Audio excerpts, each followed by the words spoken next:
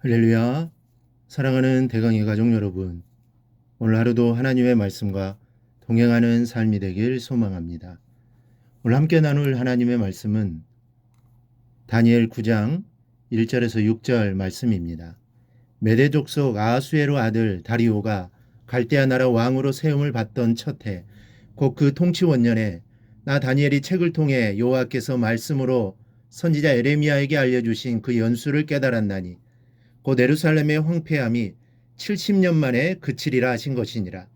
내가 금식하며 베옷을 입고 죄를 덮어쓰고 주 하나님께 기도하며 간구하기를 결심하고 내 하나님 여호와께 기도하며 자복하여 이르기를 크시고 두려워할 주 하나님, 주를 사랑하고 주의 계명을 지키는 자를 위하여 언약을 지키시고 그에게 인자를 베푸시는 이시여, 우리는 이미 범죄하여 패역하며 행악하며 반역하여 주의 법도와 균례를 떠나싸우며 우리가 또 주의 종 선지자이들이 주의 이름으로 우리의 왕들과 우리의 고관과 조상들과 온 국민에게 말씀하신 것을 듣지 아니하였나이다. 아멘.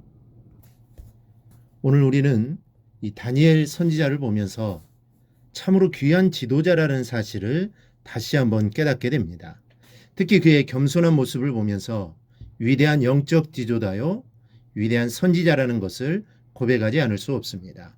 먼저 다니엘은 에레미야서를 읽는 중에 놀라운 사실을 깨닫게 됩니다. 2절 말씀을 보면 곧 그 통치 원년에 나 다니엘이 책을 통해 여호와께서 말씀으로 선지자 에레미야에게 알려주신 그 연수를 깨달았나니 곧 예루살렘의 황폐함이 70년 만에 그치리라 하신 것이니라. 다리오 왕 원년에 다니엘은 에레미야서를 읽는 중에 하나님께서 에레미야에게 말씀하신 바벨론 포로 기간이 70년이라는 사실을 깨닫게 되었다는 것입니다. 이것은 가히 놀라운 사건이 아닐 수 없습니다. 왜냐하면 바벨론 포로 기간이 70년이라면 앞으로 만 1년이 채 남지 않은 기간이기 때문입니다. 다리오 왕은 BC 538년에 메데바사 왕으로 세워졌습니다. 그리고 다니엘이 놀라운 사실을 발견한 것은 바로 그 해입니다. 그렇다면 앞으로 1년 후면 이스라엘 백성이 바빌론 포로기 70년을 모두 마치는 때가 됩니다. 하나님께서 70년을 말씀하셨으니 내년이면 반드시 포로에서 해방되는 놀라운 역사가 일어날 것에 대한 흥분과 기대를 감출 수 없었습니다.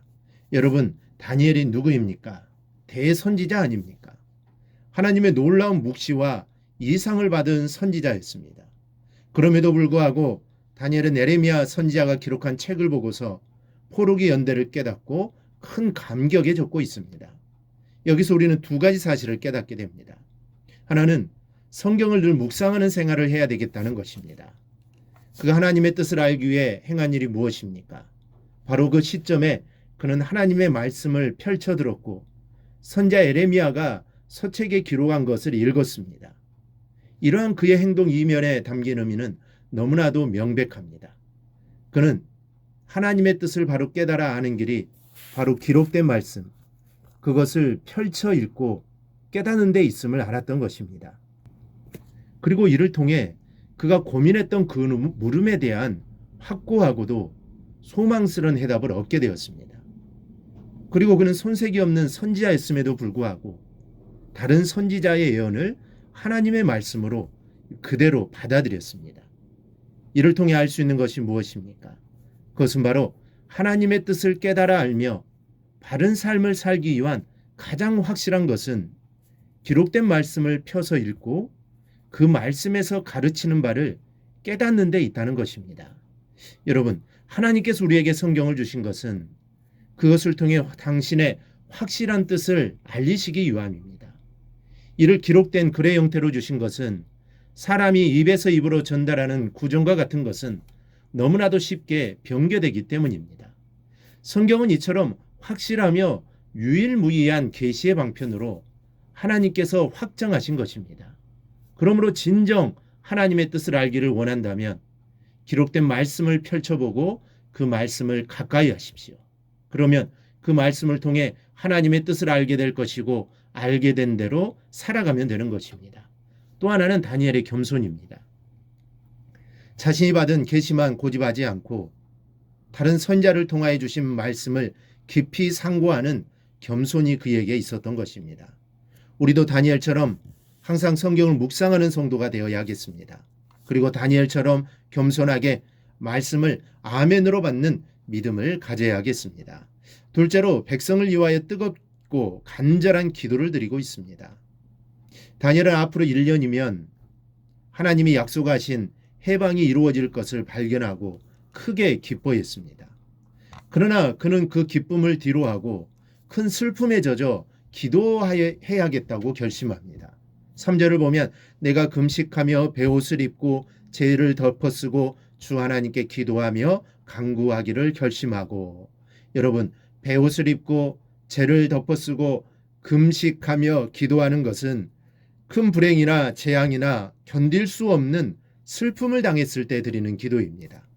그렇다면 다니엘은 왜 이런 애도의 기도를 하려는 것일까요? 이스라엘의 해방 이전에 먼저 회개가 선행되어야 한다는 것을 알고 있었기 때문입니다.